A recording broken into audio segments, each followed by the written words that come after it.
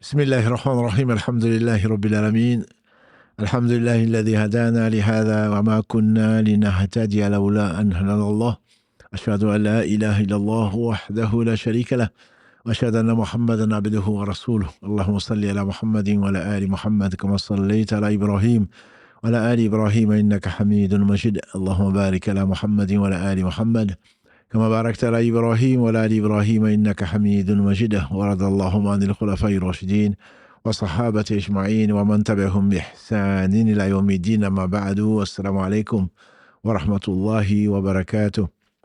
Mes sœurs, mes frères, les louanges, les remerciements, les éloges ne sirent qu'au vivant qui ne meurt pas. Allah, le premier qui n'a pas de début, le dernier qui n'a pas de fin, l'apparent, le dominant sur toutes choses, le subtil, le bien informé, nous le louons. Nous revenons vers lui repentant, nous lui demandons protection contre les conséquences de nos péchés, et lui seul en sait le nombre. Et les tendances de l'âme, et l'âme très certainement ordonne le mal, hormis celle à qui Allah fait miséricorde. Protection donc contre les conséquences de nos péchés, les tendances de l'âme, celui qui Allah guide, nul ne saurait l'égarer. Celui qui est privé de sa guidée, nul ne saurait lui montrer le droit chemin. J'atteste qu'il est le seul digne d'adoration. J'atteste de la véracité, de l'exemplarité, de la prophétie de Mohammed ibn Abdillah, qu'Allah bénisse ses prophètes, sa famille, ses compagnons, et tous ceux qui les auront suivis dans le droit chemin, nous fassent l'honneur d'en faire partie. Bienvenue donc dans ce jardin du paradis, comme l'a annoncé le prophète sallam. Il y a effectivement des jardins du paradis dans cette vie. C'est là où on évoque Allah subhanahu wa ta'ala. Donc Allah vous bénisse, bénisse votre temps, et nous compte donc ce temps comme un témoin pour nous et non contre nous. Ensuite, donc, aujourd'hui, on va continuer donc notre série du fiqh contemporain, des problèmes donc qui se sont posés après la révélation. Quand je dis après la révélation, à savoir après la mort du prophète sallallahu alayhi wa sallam, les compagnons qu'Allah les agrée, les successeurs, les gens qui les ont suivis dans le droit chemin, se basant sur les deux sources non discutables donc de l'islam que sont le Coran et la Sunna, se sont basés sur l'intelligence et la raison pour tirer des textes, donc l'essentiel, l'essence même des textes de l'islam. Il faut savoir qu'il y a l'esprit et la lettre, et l'esprit prévaut donc sur la lettre, contrairement à ce que beaucoup pensent. Des textes donc du Coran, Dieu a voulu, au travers donc de différents versets, nous donner un canevas pour ne pas se perdre. Et ce canevas, grâce à Dieu, sera donc conservé jusqu'à ce que Dieu hérite la terre et ce qu'elle contient. Donc, il y a eu des problèmes qui se sont de nouveaux problèmes, entre guillemets. Bien entendu, Allah savait ce qui n'était pas. Et il sait même ce qui n'est pas si ça avait été ce que ce serait. Par conséquent, tout était sous contrôle, tout avait été planifié, bien sûr. Et donc, les savants de toutes les époques ont eu affaire à des problèmes nouveaux, entre guillemets. Et ils ont utilisé l'ijtihad, donc l'effort d'interprétation, et qu'Allah les bénisse pour les efforts qu'Allah leur a permis de faire. S'ils ont vu juste, ils auront la double récompense. S'ils ont vu faux, s'ils n'ont pas vu juste plutôt, ils auront la récompense complète, comme ceci a été promis par Allah, par la bouche de son noble messager Mohammed sallallahu alayhi wa sallam. Parmi donc les problèmes actuels ou les sujets de débat, on a aujourd'hui la fin de vie. Mais il y a également d'autres sujets qu'on abordera, Inch'Allah, qui sont les problèmes de don de sang, de don d'organes ou de fécondation, de procréation, donc in vitro ou ex vivo. Donc ça, on l'abordera, Inch'Allah, une autre fois. Mais là, aujourd'hui, avant de parler donc de prélèvement, de don de sang, etc., j'aimerais bien m'entretenir avec vous pour peu de temps, puisque le temps est court, avant la prière du Maghrib. Donc, vous parlez un peu de l'esprit général de l'islam concernant la vie. La vie n'est pas un jeu. La vie est sacrée. La base même de la révélation, il ne faut pas l'oublier, ce n'est pas pour punir les gens, ce n'est pas pour rendre la vie difficile, c'est pour aider les gens à cheminer pendant leur courte vie vers l'essentiel. Se projeter vers l'au-delà, sachant que cette vie est courte, sachant que ce bas monde ne représente pas grand-chose, c'est Allah. Donc, c'est accompagner le croyant. Je dis bien le croyant. Le non-croyant pense ne pas avoir besoin d'être accompagné. Mais c'est accompagner le croyant vers l'essentiel, vers le plus important. Et donc, la vie est sacrée dans l'islam. C'est l'une des 6 choses sacrées sur lesquelles Allah subhanahu wa ta'ala a révélé ce qu'il a révélé. Tout tourne autour de la sacralité de 6 choses, disent les savants. Maqaïd sharia. La charia n'est pas là donc pour imposer aux gens ce qui ne leur plaît pas ou ce qui leur est difficile. La charia est venue pour accompagner et la première chose que la charia est destinée, les lois donc révélées sont destinées dans la Torah, dans l'évangile comme dans le Coran, destinées pour protéger avant tout la vie. La protection de la vie est le premier point et dans l'échelon, c'est vraiment le point le plus élevé. Allah a rendu sacrée la vie. Ensuite, Allah a rendu sacrée la religion. Mais comme la vie est sacrée, il y a des cas exceptionnels où si la vie est en cause, l'interdit de la religion devient quelque chose de toléré. Quand on craint pour sa vie, on est tous d'accord, on le sait tous, Allah nous permet de manger même ce qui est interdit. Après la vie, la religion l'emporte. Après la religion, il y a 4 autres choses qui sont, entre autres, les biens. Allah a confié les biens aux uns aux autres qu'il ne faut pas spolier, qu'il ne faut pas prendre sans permission, sans l'autorisation des personnes à qui ça a été confié, tout en sachant que c'est une grande responsabilité et qu'on ne bougera pas au jour du jugement dernier avant de rendre compte de d'où on a eu ces biens-là et comment on les a dépensés. Il n'y a pas que l'argent. Donc, c'est pour cela qu'Allah a interdit le vol et prévu donc, des sanctions pour cela, comme pour toute infraction. Il y a également la raison. Allah a rendu la raison sacrée. N'est pas responsable vis-à-vis d'Allah celui qui n'a pas de raison. Donc, la raison est protégée.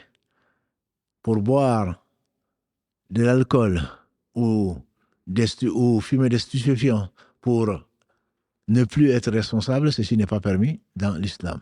Et donc, alhamdoulilah, les savants sont unanimes pour dire que ceci est interdit et tout ce qui peut nuire à la conservation de la raison est interdit.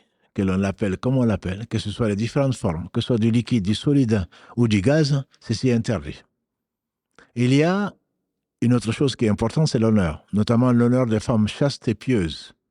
La calomnie et tout le reste, l'honneur d'une personne est sacré. Et c'est pour cela qu'Allah a interdit la calomnie, il a interdit la médisance, il a interdit bien sûr le mensonge, il a interdit la moquerie, etc., etc. Donc ça, c'est 5 choses. Et la 6e, c'est la lignée. C'est la lignée, contrairement aux animaux. Allah a voulu que la lignée soit respectée chez les êtres humains et donc qu'il y ait des couples qui se forment, qui sont reconnus par la société et avec des droits et des devoirs les uns vis-à-vis des autres, vis-à-vis de la société également.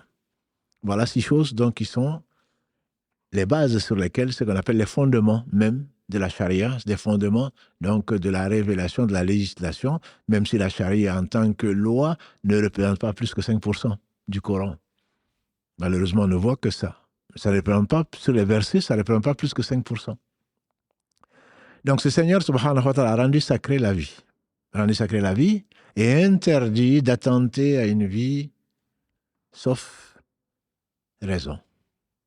La première histoire qui nous vient en tête, bien sûr, c'est celle de Caïn et d'Abel, les 2 fils d'Adam qui ont été amenés à dépenser une part de ce que Allah leur a confié pour en faire une sadaqa, un don. Et Allah a accepté de l'un, Abel, il n'a pas accepté de l'autre, donc Caïn. L'histoire est dans la sourate, donc très certainement que vous connaissez, la sourate Al-Ma'ida, la table servie, les versets 30 et suivants. L'histoire elle est belle, elle est longue, elle est connue, on le trouve donc dans la Bible ou dans la Torah, ce qui n'est pas étonnant puisque c'est la même source. Nous sommes convaincus que Allah a révélé une centaine de livres, plus exactement 114, qui sont donc tous résumés dans 4 que sont la Torah, l'Évangile, les psaumes et le Coran. Le Coran résumant tout le reste. Donc le Coran vient confirmer et témoin vis-à-vis de cette histoire-là, où donc Allah n'a pas accepté de non-pieux. Puisque Abel a dit à son frère Caïn, Allah n'accepte que des gens qui sont que des pieux. Ce qui est une leçon en même temps pour nous. Ce n'est pas le fait de donner à Allah. Allah n'a besoin de rien. Et donc Allah accepte celui qui par humilité respecte et connaît son Seigneur et rend Donc, une partie de ce qu'Allah lui a confié en recherchant la faveur d'Allah, en étant sincère. Voilà. Donc, ça, ce sont les pieux. Ceux qui obéissent à Allah subhanahu wa ta'ala, qui évitent de lui désobéir. Ils obéissent en espérant sa récompense et ils évitent de désobéir en craignant son châtiment. Celui qui obéit et qui évite de désobéir comme ça, parce que ça lui plaît, Allah ne l'accepte pas. Ce n'est pas un pieux. C'est en tout cas la définition la plus connue de la piété, et il y en a plusieurs. Donc, Abel ayant été agréé par son Seigneur, Caïn, c'est la jalousie qui l'a amené là jusqu'au meurtre, comme vous le savez. Je vous dis les versets 30 et suivants de la sourate, donc 5. En effet, Satan lui a poussé, et c'est la raison peut-être pour laquelle l'imam Ibn Qayyim, qu'Allah lui fasse miséricorde, dit que la mère de tous les péchés sont de trois, dont la jalousie. L'orgueil qui a amené Adam à désobéir, l'orgueil qui a amené Satan à désobéir à Allah, qui lui a valu l'enfer, la condamnation à l'enfer. La jalousie qui a amené Caïn, Qabil comme on l'appelle en arabe, à tuer son frère Abil en arabe, et donc c'est la jalousie. Pourquoi Allah a accepté de son frère, pas de lui? Et ça, c'est une maladie, comme vous le savez, c'est une des sources de beaucoup de maladies, et le jaloux, il est vraiment malheureux. Malheureux parce qu'il sera de plus en plus malheureux. Allah ne cessera pas de déverser de ses bienfaits à qui il veut. Lui, il en a été privé pour une sagesse d'Allah subhanahu wa ta'ala, et Allah n'est l'obligé de personne. C'est par pure miséricorde qu'il a eu ce qu'il a eu. Cela ne le contente pas. Au lieu de demander plus à Allah, il n'est pas content du choix qu'Allah a fait de quelqu'un d'autre, et donc il doute de la justice d'Allah. Pourquoi Allah a donné ceci et pas à lui? Alors qu'Allah sait ce qui n'est pas. Si ça avait été, c'est que ce serait. Allah lui aurait donné, peut-être que ça l'aurait amené à l'enfer. Comme vous pouvez le retrouver dans les versets 60 et suivants de la sourate Kaf, entre Moussa alayhi salatu wassalam et l'homme vert. Cet enfant, s'il avait grandi, allait être donc un négateur et entraîner ces deux pères qui étaient des croyants dans l'enfer. Allah, si il reprend quelque chose, tout lui appartient, c'est par pure miséricorde et par sagesse, parce qu'il est omniscient. Donc cette jalousie a amené Caïn, au lieu de demander pardon à Allah, et parce qu'il n'a pas été sincère, Allah n'a pas besoin de lui comme il a besoin de personne, cette jalousie l'a amené donc à vouloir tuer son frère. Abel qui lui dit, si tu me tues, moi je ne veux pas te tuer. Je n'aimerais pas être chargé donc de ton péché. Satan l'a poussé, et il a tué son frère. Donc c'est le premier meurtre, comme l'a dit le prophète sallallahu alayhi wa sallam, le premier meurtre sur la terre. La conséquence, c'est qu'il y a des gens qui meurent, leur péché ne meurt pas. Le prophète alayhi wa sallam nous a enseigné qu'il n'y a pas un sang qui est répandu injustement sur la terre sans que le péché ne remonte jusqu'à Caïn, qui a été le premier à verser le sang donc, de son frère sur la terre. Et donc ça fait partie des choses où il faut réfléchir avant de mettre une tradition, avant de fêter ce qu'il ne faut pas faire, avant de faire des choses que les gens vont imiter. Celui qui amène dans notre religion une chose qui n'en fait pas partie est à rejeter.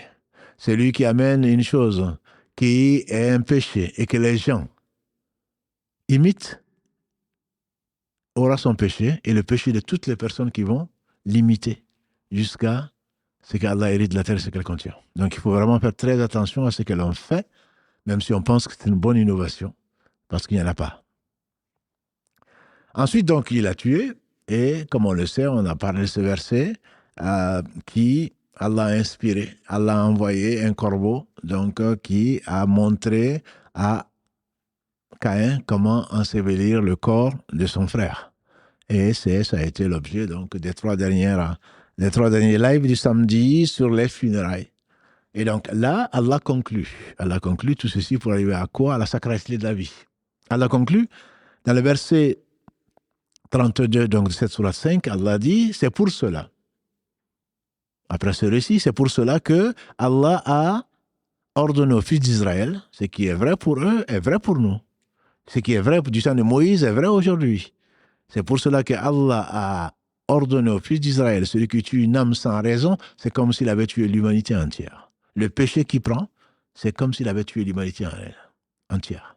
Et celui qui sauve une âme, et on reviendra probablement dessus pour les dons d'organes, etc., c'est comme s'il avait sauvé toute l'humanité. Bienheureux ceux qu'Allah utilise pour sauver d'autres personnes. Malheureux ceux qui sont là en train d'attenter à la vie des hommes en général, que Allah subhanahu wa ta'ala a interdit. وَلَا تَقْتُلُوا النَّفْسَ الَّتِي حَرَّمَ اللَّهُ إِلَّا بِالْحَقِّ. Allah dit subhanahu wa ta'ala, entre autres, dans la sourate 6, verset 101. Il dit également dans la sourate 17, Al-Isra, verset 33, de ne pas toucher à une âme qu'Allah a interdite. Les innocents, la mort d'innocents chez Allah, c'est comme si on avait tué l'humanité entière. Si des gens d'aujourd'hui et d'hier pouvaient y réfléchir, avant d'envoyer les bombes sur la tête des gens, avant d'assassiner les gens pour des biens matériels ou quoi, ou pour quoi que ce soit. C'est comme si on avait tué une seule âme, c'est comme si on avait tué l'humanité entière. Car elle nous préserve des conséquences de nos péchés. Et donc, Allah subhanahu wa ta'ala a interdit cela, d'autant plus des croyants. D'autant plus des croyants.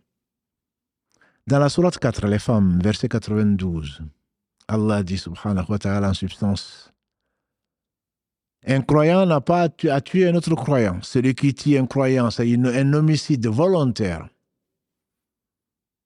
Sa récompense est le courroux d'Allah subhanahu wa ta'ala. Il a dit d'abord l'enfer, le courroux d'Allah, la malédiction d'Allah, et à lui un châtiment terrible. Celui qui commet un homicide involontaire, donc qui est à cause de la mort de quelqu'un, et sans faire exprès bien sûr, homicide involontaire, il se doit, si c'est un croyant, de libérer un esclave. Pour ceux qui pensent que l'islam a amené l'esclavage, absolument faux. L'islam a trouvé l'esclavage, l'islam a encouragé les gens. Justement, là, c'est une œuvre d'adoration. Il leur a imposé, celui qui, par malheur, a fait un accident et causé la tort, et causé plutôt la mort d'un croyant, c'est la libération d'un esclave, s'il y en avait. Et le prix de sang, qui était chez les Arabes, qui reste encore chez les Arabes, sans chameau. À moins que les parents donc renoncent à ce droit-là. Et s'il n'a pas de quoi libérer un esclave, acheter-le, libérer, s'il n'en a pas, le prix de sang, n'en parlons pas. Allah lui impose 2 mois de jeûne consécutif. Je parle d'homicide involontaire, je ne parle pas d'homicide volontaire. Homicide involontaire, c'est 2 mois de jeûne consécutif pour celui qui n'a pas le prix de sang et qui n'a pas de quoi acheter un esclave ou libérer un esclave. C'est pour dire que c'est extrêmement grave. Notamment, et de tout point de vue, Allah a interdit, toute vie est sacrée, au point que Allah subhanahu wa ta'ala a défini la sanction de celle qui a séquestré une chatte, il ne lui a pas donné à manger, à boire, a fait un homicide volontaire d'une chatte. Elle est en enfer. Parce que non seulement, a dit le prophète sallallahu alayhi wa sallam, elle ne lui a pas donné à manger ni à boire, mais elle a séquestré, la chatte n'a pas pu aller toute seule. Aller chercher les vers ou les animaux de la terre, la chatte en est morte. À l'inverse, Allah a pardonné à la prostituée qui a été éprouvée par la soif et la faim et qui s'est retrouvée dans un désert. Allah a mis devant elle un puits. Il est le miséricordieux. Elle descend, elle boit, et en ressortant, Allah l'éprouve par la vue d'une chienne dont la langue pendait. Elle mourait de soif. Qu'est-ce qu'elle va faire cette... Moi, j'ai déjà bu. T'as qu'à te débrouiller. On aurait pu y penser. Non. Elle descend. À la force de ses bras, il n'y avait pas de robinet. Il n'y avait pas de siphon. Elle descend à la force de ses bras avec une chaussure entre les dents. Elle descend et elle remonte de l'eau dans la chaussure, donne à la chienne et redescend autant de fois jusqu'à ce que la chienne soit désaltérée. À cause de cela, Allah lui a pardonné. Parce qu'elle a sauvé la vie d'une chienne. La vie est tellement sacrée parce qu'elle ne nous appartient pas. La vie appartient à Allah. Wa yuhyi wa yumit. C'est Allah qui fait mourir, c'est lui qui fait vivre. Sourate 40, Ghafir, verset 68. Allah dit que c'est lui qui reprend la vie. ce n'est personne d'autre. Dans la sourate 39, verset 42, Allah dit Allahu yatawaffal anfusa hina mautiha wallati lam tamut fi manamiha. C'est Allah qui reprend la vie pour celui qui meurt et celle qui ne meurt pas dans son sommeil. Et Allah subhanahu wa ta'ala dit dans de nombreuses sourates, dont la sourate 3, verset 28, c'est lui qui yukhrijul hayya min al-mayyit wa yukhrijul mayyita min al-hayy. Sourate 30, verset 19. Donc il y a beaucoup de versets où Allah subhanahu nous dit que c'est lui qui donne la vie, c'est lui qui donne la mort. Et donc la personne a le droit d'attenter à une vie, surtout, j'insiste, sur la vie d'innocents et d'enfants en particulier.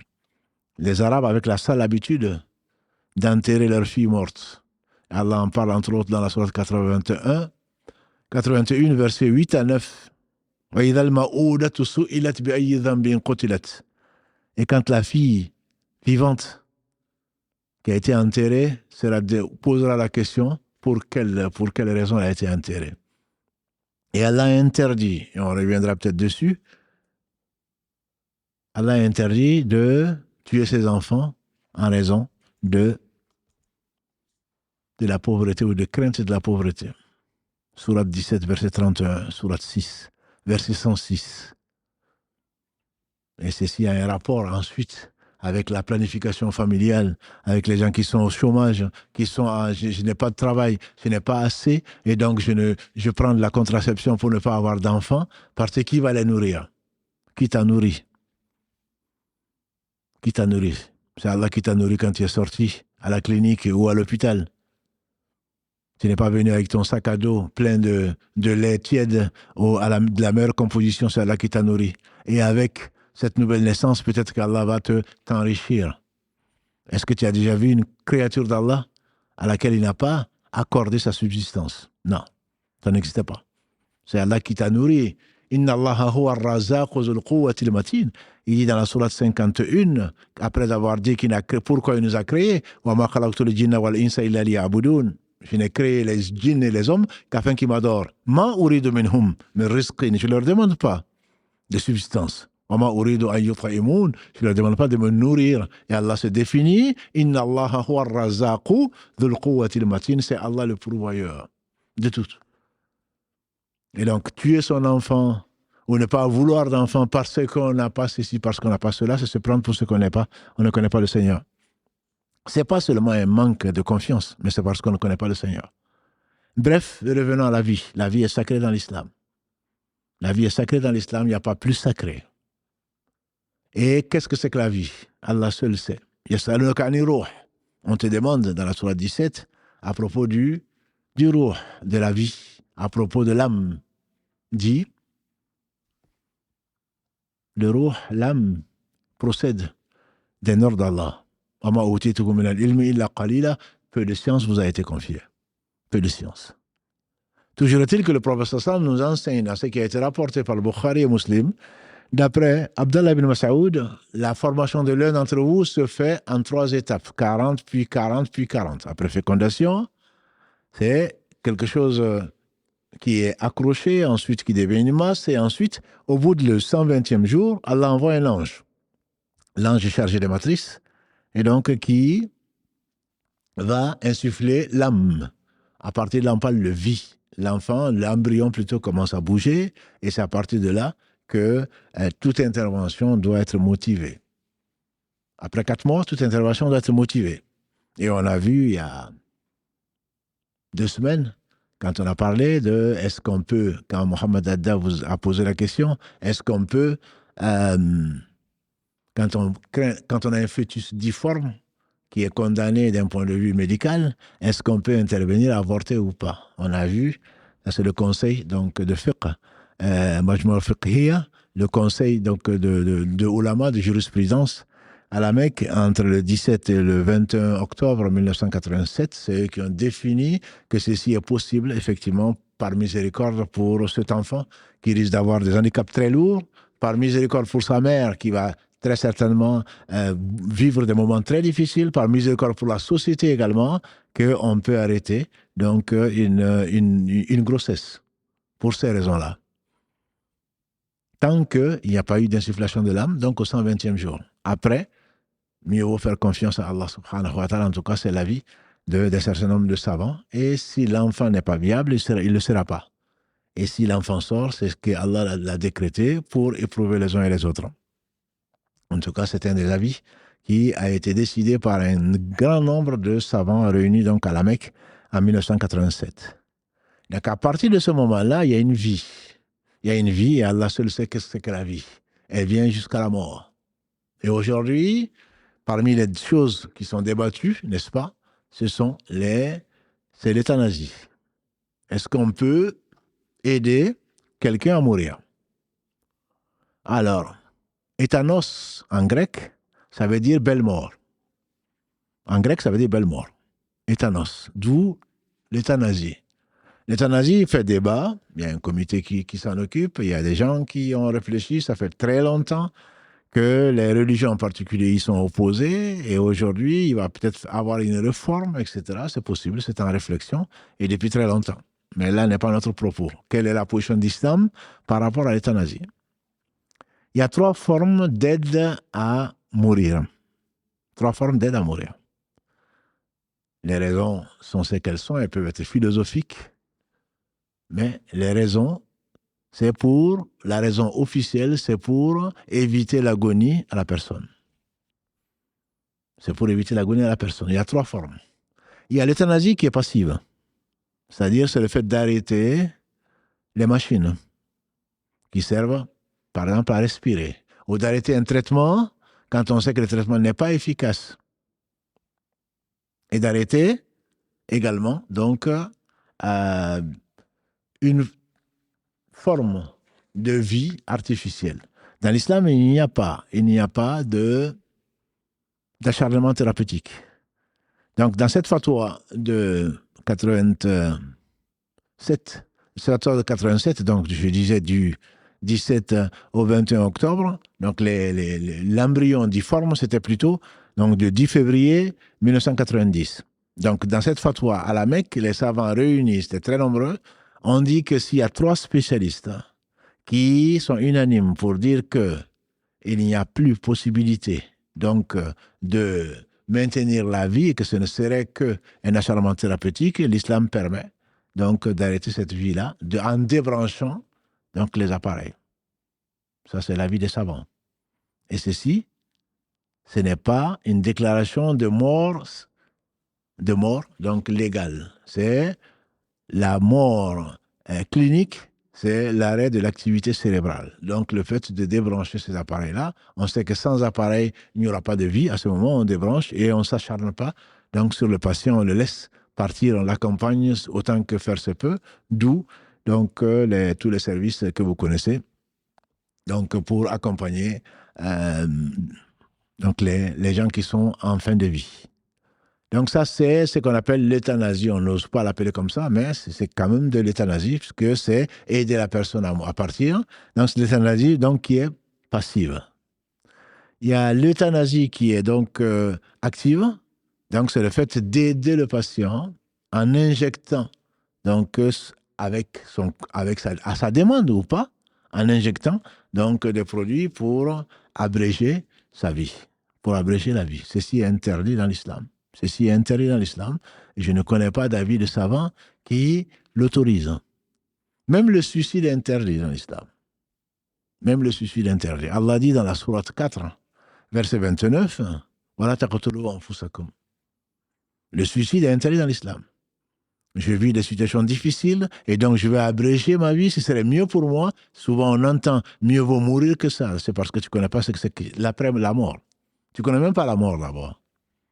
Parce que les affres de la mort, l'agonie, c'est terrible. Le prophète sallam aurait pu t'en parler. C'est terrible. Et donc, se donner la mort par quelque moyen que ce soit, soi-même, ça c'est interdit dans l'islam. Bien que la personne reste, jusqu'à preuve du contraire, musulmane, on prie sur la personne, mais pas les meilleurs d'entre nous.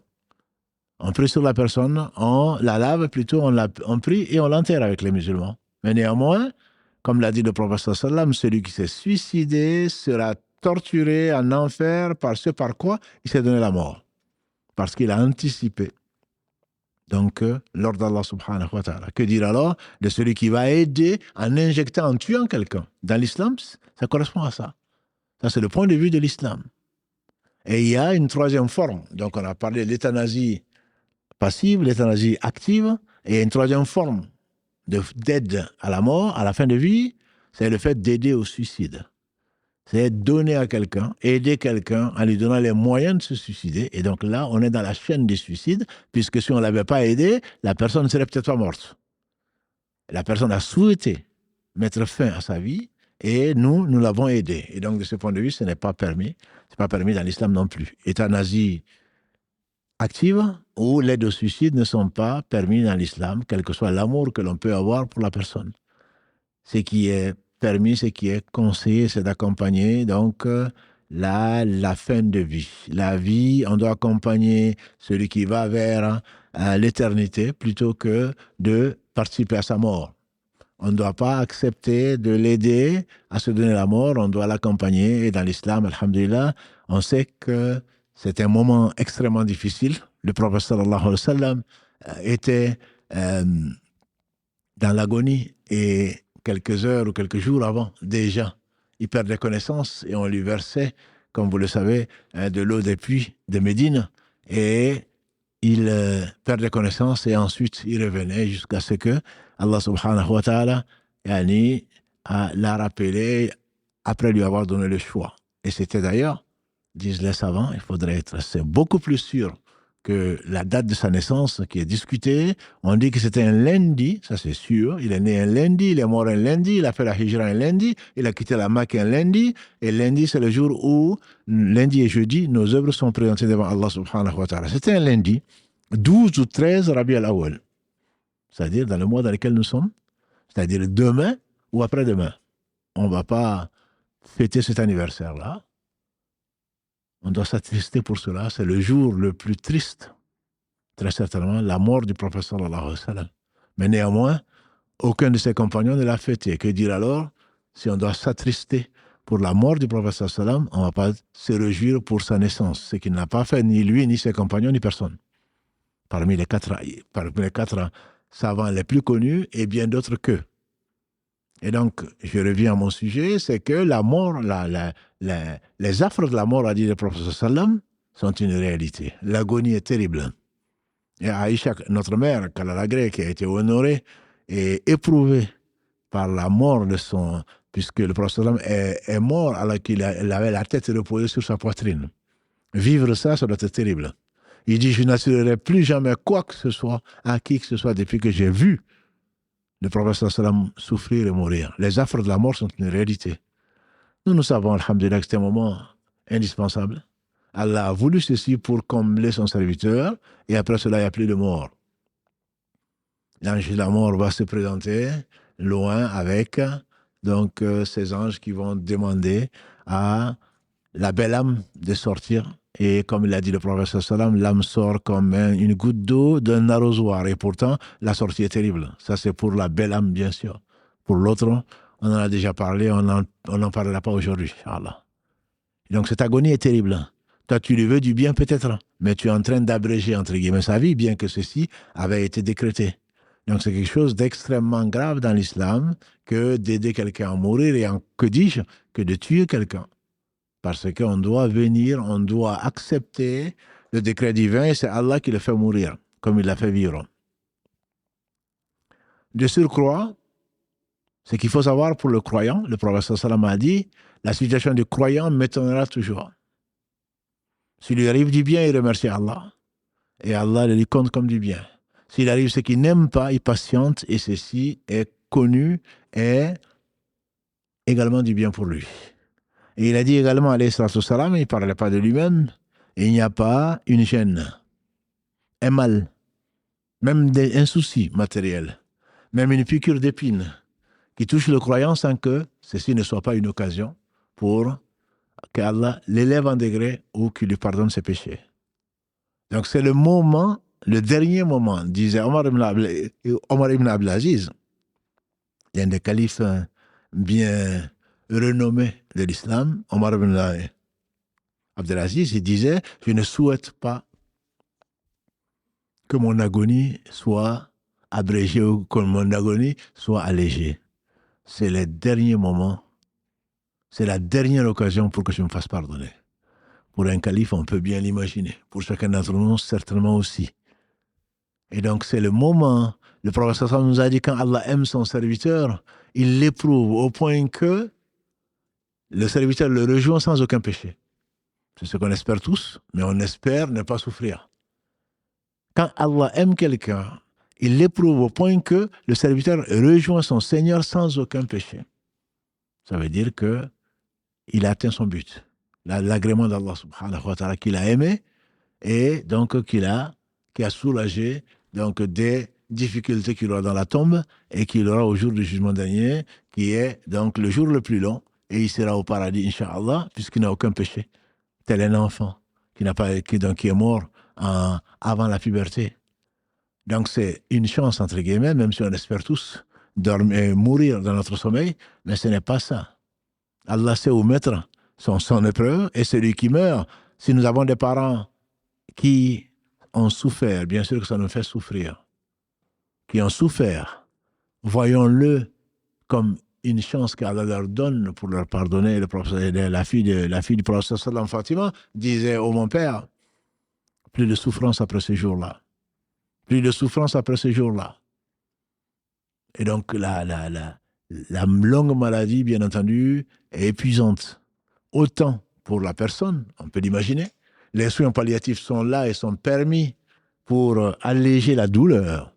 Mais il n'est pas permis de faire une euthanasie donc active dans le cas de l'islam. On accompagne le mort avec les invocations et on l'accompagne avec le fait de répéter, comme on l'a dit la semaine dernière, la semaine d'avant, le tawhid aux côtés de lui, la ilaha illallah, la ilaha illallah, sans l'intimer vraiment de prononcer.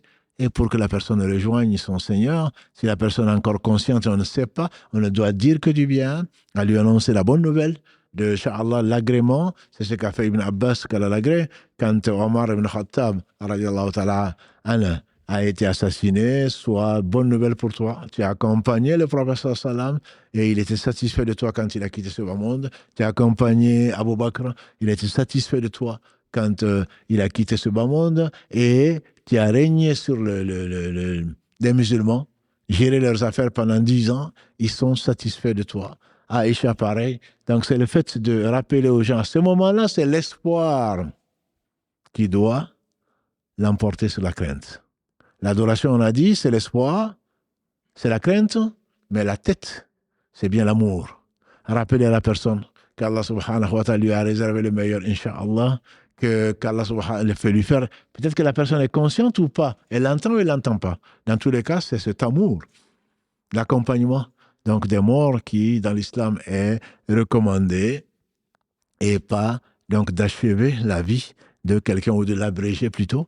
Et on laisse à Allah subhanahu wa ta'ala ce choix qui est le sien et c'est lui qui donne la vie, c'est lui qui donne donc la mort. On va s'arrêter aujourd'hui par nécessité puisque le Maghreb est assez proche de 20 heures ici, donc pour essayer, profiter de peu de temps, donc pour répondre à quelques questions que Mohamed Adda Barakallahu fi est là pour poser de la part de vous, les internautes. Qu'Allah bénisse votre temps et nous fasse profiter de ce qu'il nous a enseigné.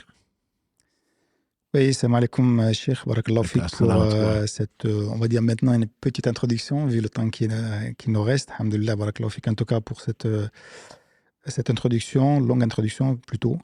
Et salam alaikum à nos frères, nos sœurs, encore nombreux ce soir. Alhamdulillah, même s'il n'y a pas énormément de questions sur le sujet, il y a pas mal de questions sur d'autres sujets, donc ça me permet d'en profiter pour rappeler qu'on ne prend généralement le samedi que les questions qui sont en rapport avec le sujet, surtout que là, on n'a pas beaucoup de temps, comme le disait Cheikh. Mais il y a quand même 2-3 questions assez intéressantes qui méritent peut-être de passer un peu de temps dessus, Inch'Allah. La première question que j'ai notée, c'est une personne qui pose la question en disant, quand une personne est atteinte d'un cancer généralisé, ou pas d'ailleurs, doit-elle en parler à ses proches, et notamment à des jeunes enfants? Et si oui, comment aborder ce sujet avec eux? Je dirais que qu'Allah nous préserve d'une mauvaise fin, ce n'est pas mauvais, c'est pas mauvais d'en parler. Simplement, bon, plutôt il faudrait s'adresser à les psychologues, connaître la personne. En annonçant, les médecins, souvent, quand la personne est en fin de vie, et quand ils annoncent qu'il reste que quelques mois, voire quelques jours à vivre, ils annoncent aux parents parce que c'est indispensable pour que, enfin, pour eux en tout cas, psychologiquement, c'est indispensable pour qu'ils se préparent à la mort, au départ de cette personne, pensant, nous espérons tous guérir. Et Allah est le seul guérisseur. Même si les médecins donc diagnostiquent une mort qui est très très proche, parce qu'ils n'ont plus les moyens de le faire. Allah fait sortir le vivant du mort, le mort du vivant. Néanmoins, le fait de se préparer, on n'est jamais prêt, hein, mais le fait de se préparer pour le départ, donc vers l'au-delà de l'un d'un autre, nous prépare psychologiquement à imaginer donc l'après cette personne-là. Donc les médecins souvent appellent les parents, ils ne disent parfois rien au patient lui-même. Donc, ils appellent plutôt les parents en le disant. Donc, en leur disant que bon, votre père ou votre mère ou votre soeur ou votre frère, il lui reste très peu de temps à vivre puisque le cancer est aujourd'hui généralisé. Si on parle de cancer, parce que c'est une des maladies les plus redoutées aujourd'hui, même si ça a un médicament et que Dieu seul sait, peut-être qu'un jour, on trouvera le médicament donc, contre ce cancer, comme on l'a trouvé pour autre chose. Donc, c'est préparer les gens qui vont certes pleurer, mais au moins qui vont commencer déjà à voir si la personne a des dettes, si la personne souhaite des choses, etc. Le fait d'en parler à des gens raisonnables, je pense qu'il faut le faire aux parents, etc. Pas forcément de leur annoncer, mais en tout cas, les gens les plus proches, il serait bon de les informer que la maladie s'est aggravée. Ça, c'est les anciens l'ont fait. Pas forcément dire que la personne va mourir bientôt, mais la maladie s'est aggravée et qu'il faut continuer à faire des prières. Allah est capable de toutes choses et donc accompagner la personne que nous aimons par nos prières pour qu'Allah lui fasse miséricorde, etc., etc. Les gens comprennent. Après, en parler aux enfants, c'est pas forcément la meilleure chose. Ça dépend de leur âge, ça dépend même de leur psy. Donc là, je dirais plutôt qu'il faut en discuter avec des psychologues parce que je ne suis pas psychologue et on peut se tromper. Et donc, je pense qu'il faut faire attention, il faut demander conseil aux gens qui sont sages et notamment aux gens qui sont compétents pour savoir est-ce qu'il est bon ou pas pour un enfant de savoir ceci et cela. Mais il est clair qu'au moins aux les dernières minutes, même pour l'annonce de la mort, je pense qu'il y a une façon de faire, il y a les précautions à prendre et qu'il faudrait, s'il faut s'y préparer et demander conseil aux gens qui sont compétents. Et dans le cas où la personne apprend de la part du médecin qu'effectivement, il ne lui reste plus beaucoup de temps, est-ce qu'elle est autorisée à dire au médecin je veux abréger cette souffrance et aller à l'essentiel, c'est-à-dire. Effectivement, c'est le problème de l'euthanasie. Hein. Je veux dire, c'est aujourd'hui, législativement, tant que la loi n'a pas voté, un médecin n'a pas le droit, même si c'est le patient lui-même qui demande d'abréger sa vie, il n'a pas le droit de céder à ça. Certains l'ont fait illégalement, mais ceci n'est pas permis. Islamiquement, bien sûr que non. Mais si en plus, c'est les parents qui demandent, même si ça doit être terrible, hein, qu'Allah subhanahu wa ta'ala nous facilite sa rencontre. La personne souffre très certainement, les soins palliatifs et tout le reste, l'utilisation de morphine et d'autres produits pour que la personne souffre moins. Dieu seul sait comment elle souffre. Mais il est clair qu'à la fin de vie, les gens sont unanimes pour dire que c'est quelque chose de terrible. Qu'Allah nous le facilite. Donc, même si c'est la demande du patient, le médecin ou le personnel soignant plutôt, en général, n'est pas autorisé, même pensant faire du bien. Encore une fois, il faudrait rappeler que dans l'islam, la fin ne justifie pas les moyens. La fin ne justifie pas les moyens. C'est pas parce que je veux bien faire, la personne a trop souffert, je veux mettre fin à sa souffrance. Tu ne sais pas ce qui attend la personne. Peut-être même que tu es en train non seulement de faire un péché, un grand péché, mais en plus de cela, tu es en train de priver peut-être cette personne de pardon de ses péchés. Et que si la personne pouvait vraiment, on l'a déjà dit, hein, que le prophète sallam nous a dit que le jour où on verra les gens qui ont été éprouvés, récompensés au jour du jugement dernier, ceux qui ont été moins éprouvés vont regretter de n'avoir pas été aussi éprouvés. Voilà. Donc il faudrait, on imagine, nous on a un cerveau qui est limité, comme nous-mêmes sommes limités, nous avons été créés faibles, il y a des choses qu'on ne peut pas imaginer. Et donc il y a des choses qu'on ne sait pas, et Allah seul sait. Donc il faut accepter de ne pas savoir. c'est déjà une connaissance qui est importante.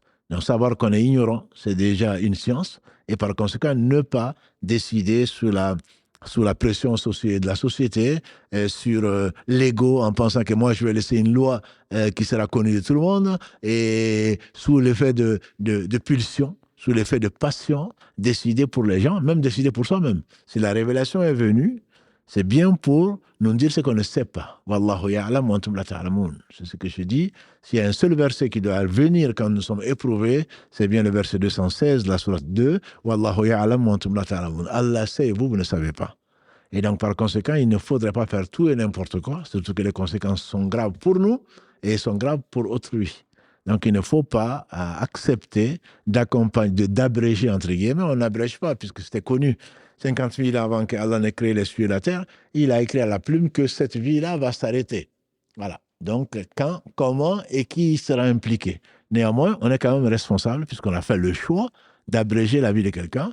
Et ça, ce n'est pas quelque chose pas quelque chose de permis, même si c'est demandé par des parents proches ou par le malade lui-même. Une autre question, cher, concernant notamment ceux qui travaillent dans le domaine de la santé, les professionnels de la santé.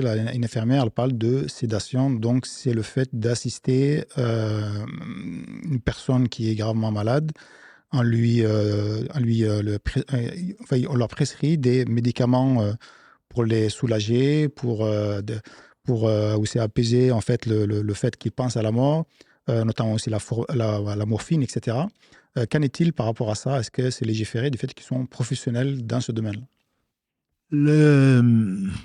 Les soins palliatifs sont connus et j'en profite pour, s'il y a des personnes qui y travaillent, pour les féliciter et les admirer parce que ça ne doit pas être évident. Ça ne doit pas être évident.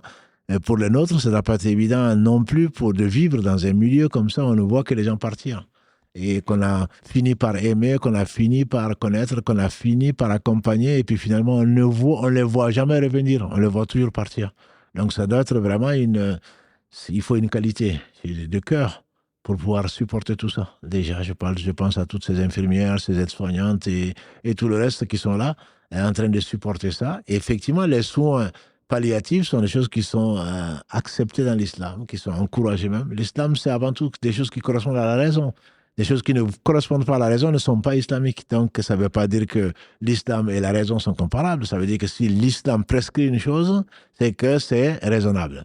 Voilà. Et donc, le fait d'alléger la souffrance d'un être, quel qu'il soit, le fait d'alléger la souffrance d'un être est quelque chose donc, qui est quelque chose de recommandé même. Donc, si les personnes peuvent le faire sans jamais arriver, sauf par erreur, à attenter à la vie de qui que ce soit, c'est quelque chose, à ma connaissance, c'est quelque chose qui est permis. Je dis encore, hein, j'ai été étonné par une fatwa de Cheikh Othaymin, quand il fasse miséricorde, comme envoyé pour les animaux, par exemple, non comestibles. Quand les animaux, on sait qu'ils sont, que ce soit des chiens d'un certain âge, que ce soit des chats, que ce soit des animaux domestiques d'un certain âge, et qui souffrent au point que est-ce qu'on peut les euthanasier? Là, il a été permis, j'ai vu cette fatwa-là, permis de le faire, parce qu'on ne va pas les manger, et si c'était du bétail, on peut encore le sacrifier et en profiter, mais là, ce sont des choses qu'on ne va pas manger, et pour abréger la vie, j'ai été étonné. J'étais étonné par cette fatwa-là qui existe, donc de savants célèbres, contemporains et respectés pour leur science et leur piété, qui disent que c'est possible d'abréger la vie, de faire l'euthanasie, donc ici active, pour soulager, donc, pour soulager l'animal. Quant à l'homme, on a dit activement, ce n'est pas permis. Par contre, il est permis, même conseillé, recommandé, donc, les soins palliatifs, donc, entre autres la morphine et tout ce que le personnel soignant connaît. Barakallahu fik, justement, tu parles des animaux. Il y a une question qui est assez intéressante, qui va un peu dans ce sens-là, c'est-à-dire qu'il y a des animaux qui sont élevés dans le but de faire des expérimentations scientifiques. Qu'en est-il par rapport à cela? Est-ce que c'est autorisé, pas autorisé? Alors, c'est l'ancien scientifique qui va parler. C'est l'ancien scientifique chercheur qui répond à la question et pas tellement L'imam. le petit connaisseur. Ouais. Donc, non, il n'est pas toujours. Je faisais partie du comité d'éthique Donc, il y a une éthique. Et si on doit expérimenter un médicament, si on doit étudier une maladie, on a dit avec Si Mohamed Barakallahu fi, par rapport au don d'organes, enfin, prélèvement d'organes, par rapport à essayer de chercher, donc à l'autopsie et le reste, hein, on doit faire le minimum. L'éthique impose, parce qu'il y a une raison valable, une raison pour un bien-être beaucoup plus général, mais on ne doit utiliser que le minimum. C'est qu'on peut faire sur la souris, on le fera sur la souris. Si le modèle ultime, entre guillemets, c'est sur le singe, on le fera sur le singe, après avoir validé un certain nombre donc, de protocoles. Il y a des comités d'éthique hein, qui utilisent un minimum donc, d'animaux pour arriver à quelque chose une santé humaine. Parce que la santé humaine, pour l'homme en tout cas, l'emporte sur la santé donc d'un animal. On peut avoir effectivement des gens qui disent qu'il ne faut pas du tout toucher aux animaux. Il y a également des gens qui sont végétariens, il ne faut surtout pas manger de la viande, etc. Mais l'intérêt général, que l'homme définit bien sûr par rapport au sien, l'intérêt général l'emporte donc sur le mal que l'on peut faire. Mais si on doit faire le mal, il faudrait vraiment le limiter au strict minimum. Donc, et si on le fait, il ne faudrait pas, comme l'a dit le professeur Sallam, il faudrait aiguiser le couteau si on doit l'utiliser pour que l'animal ne souffre pas. Et donc, il faudrait tout faire pour minimiser. C'est pour cela qu'il y a des comités d'éthique. Je signale aux gens qui ne le savent pas qu'il y a des gens, qu'il y a des protocoles qui sont validés par des scientifiques qui restent des humains. Ils ne sont pas moins humains que nous, ils n'ont pas moins de sentiments de compassion que nous. Mais simplement, si c'est autorisé, il faudrait que c'est bien encadré, c'est très bien encadré. En tout cas, autant que je puisse le dire. Barakallah fik, cher. J'ai une autre question qui vient d'arriver. Bon, alhamdoulilah, je pense que tu as un peu répondu dans la question précédente, mais là, la personne, elle dit j'ai un patient qui est sous assistance respiratoire et qui demande à ce qu'on lui arrête en fait cette assistance-là. Est-ce que, en tant que médecin et en tant que musulman, je peux suivre cette envie qu'il a en fait? Non, on ne doit pas obéir à. Bien sûr que la souffrance peut être telle, mais même chez des gens qui ne sont pas à l'hôpital, hein, je veux dire, parfois on va souffrir. Pourquoi les gens se suicident? C'est parce que la souffrance morale, parfois physique, est telle qu'on se dit non, mieux vaut arrêter ça, mieux vaut finir avec tout ça. Le problème, c'est que nous sommes convaincus que derrière ça, il y a peut-être pire. Et donc, si on peut sauver une vie, il faut la sauver. Si l'assistance respiratoire est là, comme les gens, Allah les a sauvés au travers de l'assistance respiratoire. La personne souffre certes, mais on espère. C'est pour cela que je disais qu'il n'y avait pas d'acharnement thérapeutique. Tant que les médecins spécialistes de la chose sont convaincus qu'il y a un espoir, pourquoi on met les gens dans le coma artificiel? C'est parce qu'ensuite, on va faire sortir les gens du coma artificiel, grâce à Dieu. Parce qu'après, alhamdoulilah, on arrive à traiter la chose. Mais s'il n'y a pas, si c'est un coma qui est profond, et s'il n'y a pas d'espoir, ils ne vont pas le mettre dans un coma artificiel, il est déjà profond. Voilà. Donc, il faudrait laisser aux spécialistes hein, la décision. Ce n'est pas aux malades de dire qu'il faut arrêter. Bon, s'il a la capacité de se suicider, il se suicide. Mais il ne faudrait pas que nous, on y participe.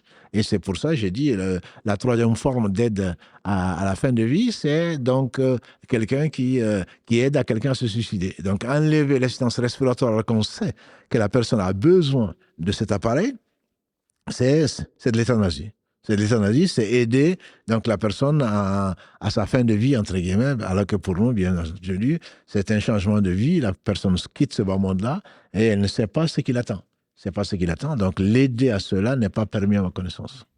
Juste pour comprendre, quand tu dis c'est la capacité de se suicider qui se suicide, on est bien d'accord que c'est quelqu'un qui ne veut pas écouter, en fait. Absolument. Non, barakallahu fik. Non, si la personne arrive à arracher, je veux dire, l'appareil ou à débrancher, elle s'est suicidée, c'est ce que je veux dire. Ouais. Mais bien entendu que c'est interdit. On a dit, on a répété. Beaucoup de hadiths disent que celui qui se suicide sera dans l'enfer, c'est en train d'être châtié ou torturé par ce par quoi il s'est donné la mort. Donc, ceux qui se jettent de comme les tâches, je ne les envie pas. Pour être dans cet état, il faudrait vraiment souffrir de façon inimaginable. Donc, Allah facilite et assiste donc, les gens qui sont éprouvés, mais ceux qui prennent des médicaments pour le faire, ben, Dieu seul sait comment les gens vont souffrir ensuite. C'est que ce n'est pas la fin. Le suicide est interdit, pas seulement par le Coran. La Sunna vient l'expliquer. Allah l'interdit, le suicide, comme on l'a dit, le verset, je crois, 29 de la sourate Les Femmes. Mais en plus de ça, les hadiths sont très clairs. Non seulement là, c'est interdit, mais en plus, la conséquence, c'est que c'est un châtiment. C'est un châtiment. Et après, bon, je comprends que les personnes qui sont éprouvées par des gens qui sont suicidés, est-ce que la personne va être... Est-ce que le hadith lui s'applique ou pas à la personne? Je ne peux pas le dire. Peut-être qu'au moment où la personne le fait, elle n'était plus responsable de ce qu'elle fait. Donc, on ne peut pas juger en disant que cette personne va être châtiée ou pas. Personne n'a le droit de dire, Dieu seul le sait. Le prophète, que Dieu le bénisse, est mort. Personne ne sait maintenant si la personne, si Allah lui aurait peut-être, s'il avait voulu, dans sa sagesse, révéler le sort de telle personne, comme il a dit parfois, et on dit qu'un tel au paradis, on dit oh que non, je l'ai vu en enfer, parce que la personne avait volé quelque chose du butin, autre chose. Mais bon, là, c'est le ghaib. Allah lui a montré le sort de la personne. Mais nous, on ne peut pas dire. Là, quelqu'un qui se suicide, alors, qui n'est pas responsable, il n'est plus responsable mentalement de ce qu'il fait, bien sûr qu'il n'est pas responsable. Le prophète sallam a dit, Rufi al-Qalam, la plume est levée sur trois personnes, dont la personne, donc, la personne qui n'est pas pubère, la personne qui dort, et la personne qui a perdu la raison. Donc, si effectivement la personne est possédée, ou elle a été possédée à ce moment-là, qu'elle ne maîtrise pas ce qu'elle fait, qu'elle s'est suicidée, ben, il se peut, on espère pour elle, qu'elle n'est pas concernée par le... Nous, on dit qu'elle s'est suicidée, mais peut-être qu'elle ne s'est pas suicidée. Et il y a des cas où des gens sont aidés, pour ne pas dire plus. On les assassine en les jetant. Et nous, on peut penser, l'autopsie peut conclure que la personne a été jetée, comme elle peut ne pas avoir. Et donc, si la personne a été jetée d'un balcon ou je ne sais quoi d'autre, par quelqu'un qui va le payer, très certainement, au moins dans l'au-delà, nous, on peut dire qu'elle s'est suicidée alors qu'elle ne s'est pas suicidée. Dieu seul le sait. Mais nous, ce que l'on dit, c'est une personne qui s'est suicidée, voilà son cas. Voilà ce que dit le prophète sallallahu alayhi wa sallam. Et donc, il ne parlait pas de lui-même. Par contre, tu ne peux pas dire, telle personne s'est suicidée, cette personne est en enfer. On ne peut pas le dire. On ne peut pas le dire, Dieu seul sait, si elle était responsable au moment donc, où elle a fait cet acte qui est extrêmement grave. Il y a des cas aussi où des personnes font des tentatives de suicide et qui se ratent en fait. Et finalement, ça n'a pas fonctionné. Alhamdulillah, c'est les personnes qui font des tentatives, ça veut dire que le destin, Allah dans sa miséricorde, a voulu qu'ils ne prennent. Parce qu'il faut savoir, mes frères et sœurs, que Abu Bakr, qu'Allah l'agrée, il a demandé au prophète sallam quels sont les meilleurs. Il dit c'est ceux qui vivent le plus longtemps en faisant des bonnes actions. Les pires, c'est ceux qui vivent le plus longtemps en faisant des mauvaises actions.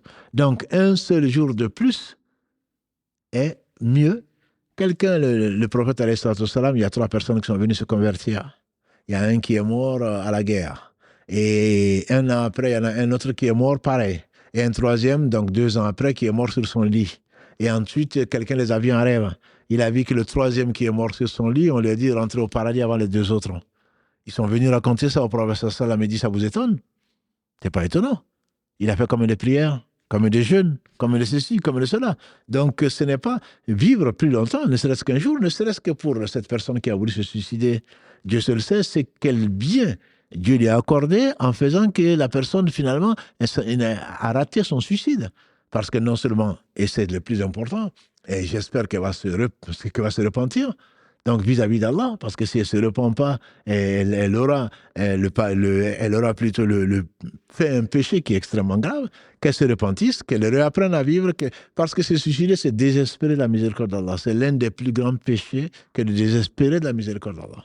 Et donc, par conséquent, il faut demander à Allah subhanahu wa ta'ala de nous protéger d'une fin de vie, donc qui ne soit pas, qui soit celle avec un désespoir, parce que celui qui jamais ne mourrait, a dit le prophète sallallahu alayhi wa sallam, qu'en ayant une excellente idée d'Allah. Et jamais ne mourrait qu'en ayant une excellente idée d'Allah. Donc, jamais penser du mal d'Allah, surtout en mourant. Et donc, quelqu'un qui se suicide, forcément, a désespéré de la miséricorde d'Allah, et ce n'est pas du tout bon signe pour la personne. Barakallahu fi, Cheikh. Dernière question, parce qu'il est 20h, qu'il reste près de 10 minutes pour le Maghreb. On souligne légèrement peut-être du sujet, mais je pense qu'elle est intéressante comme question.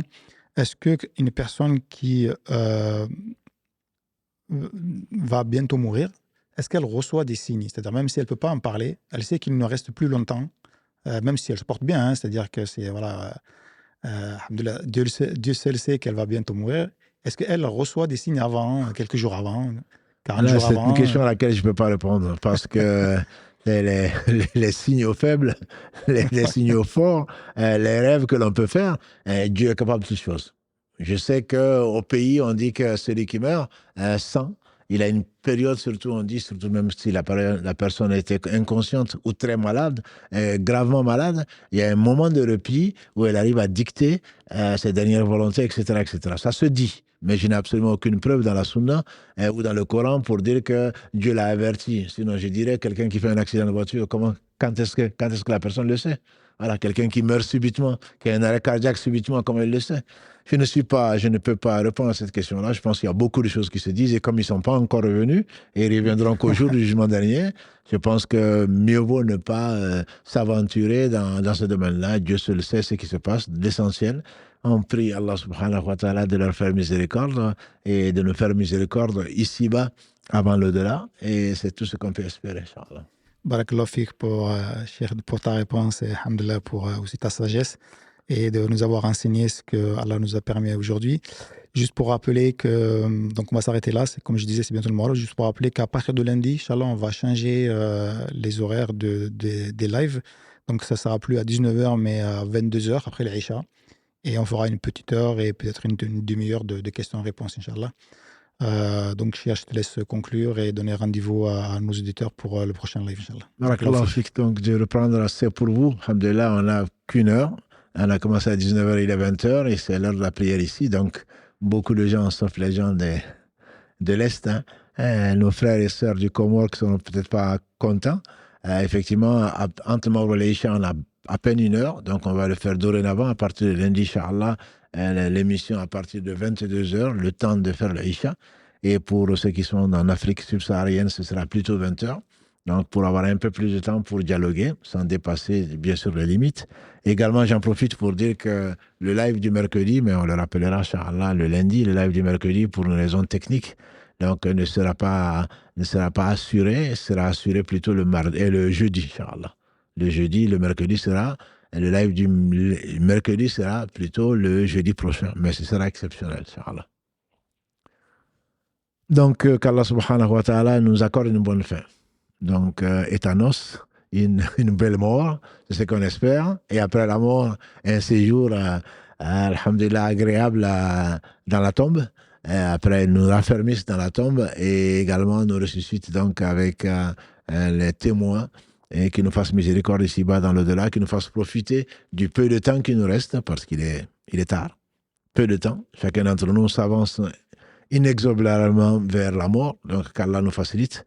Qu'Allah fasse de notre mort, je dirais, le meilleur moment, la rencontre d'Allah subhanahu wa ta'ala, que ce soit le meilleur moment de notre vie, et fasse donc que les meilleures de nos actions soient les dernières de ces actions, qu'il fasse miséricorde à ceux qui nous ont dévancés, qu'il fasse miséricorde à ceux qui sont présents, qu'il transforme donc nos péchés en bonnes actions, qu'il nous dirige et qu'il nous guide vers ce qu'il aime et agrée, parce qu'il n'y a de vrai que cela. Qu'Allah subhanahu wa ta'ala bénisse ou rajoute ou accorde un surcroît de bénédiction au meilleur des hommes, Mohammed, ses frères prophètes, sans exception, et sa famille également, ainsi que ses compagnons, nobles compagnons, qu'Allah subhanahu wa ta'ala a agréé, et qui nous fasse l'honneur de faire partie des gens qu'il aime, que Allah aime, et les gens qui aiment Allah, et les gens qui conduisent, les gens qui cheminent sur la voie des gens qui aiment Allah subhanahu wa ta'ala, en faisant quoi? En faisant des œuvres que Allah agrée et qu'il aime. Subhanakallahumma wa bihamdika, ashhadu an la ilaha illa anta astaghfiruka wa atubu ilayk. Subhana rabbika rabbil izzati amma yasifun. Wassalamun ala al-mursalin walhamdulillahi rabbil alamin. Wassalamu alaykum wa rahmatullahi wa barakatuh.